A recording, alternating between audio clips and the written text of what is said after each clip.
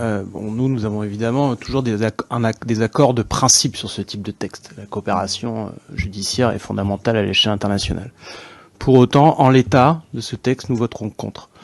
Je suis pas d'accord avec vous, monsieur le rapporteur, quand vous dites qu'on peut séparer le politique du judiciaire. Et d'ailleurs, l'opposition sénégalaise, très inquiète sur les dérives actuelles du président Macky Sall, qui risque de s'aggraver, puisqu'on sait très bien qu'il envisage de faire un 3e mandat, nous supplie de ne pas mettre en œuvre ce texte en l'état. Ça ne veut pas dire qu'il n'y a pas la possibilité, peut-être de faire par exemple, l'opposition propose des amendements qui définiraient mieux qu'est-ce qu'on appelle terrorisme.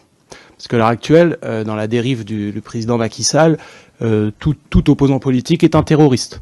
Alors j'entends ce que vous dites quand ça restera la liberté du juge français, mais enfin, en attendant, si la situation est déjà aussi confuse au départ, il y a tout lieu de s'inquiéter sur la manière dont vont s'opérer les extraditions.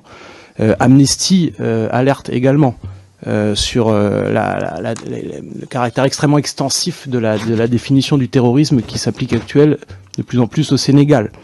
Je rappellerai pas les faits qui ont été rapportés par certains collègues, les morts dans les manifestations, l'interdiction systématique des rassemblements d'opposition. Et donc ce texte, pour nous, il arrive au mauvais moment avec le mauvais interlocuteur. Il y a un gros malentendu sur la question de la coopération entre la France et l'Afrique. L'immense majorité des peuples africains n'ont rien contre la France en général. Elles ont un certain nombre de griefs à faire, et entre autres, des griefs à faire sur le fait qu'on soutient des dirigeants qui sont détestés par leur peuple.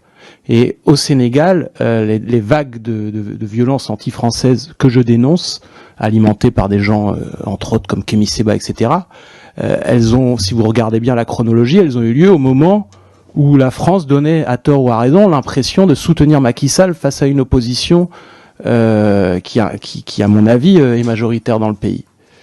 Donc c'est d'ailleurs pour ça que même le déplacement de Le Pen ne change rien à l'affaire.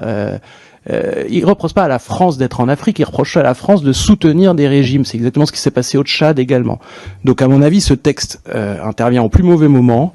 Il ne comprend pas les bons termes, et c'est d'ailleurs pour ça que nous avons demandé, nous, de le sortir de la procédure simplifiée, parce qu'il est important que, à travers ce texte, on ait un vrai débat sur qu'est-ce que c'est la coopération entre la France et les pays africains.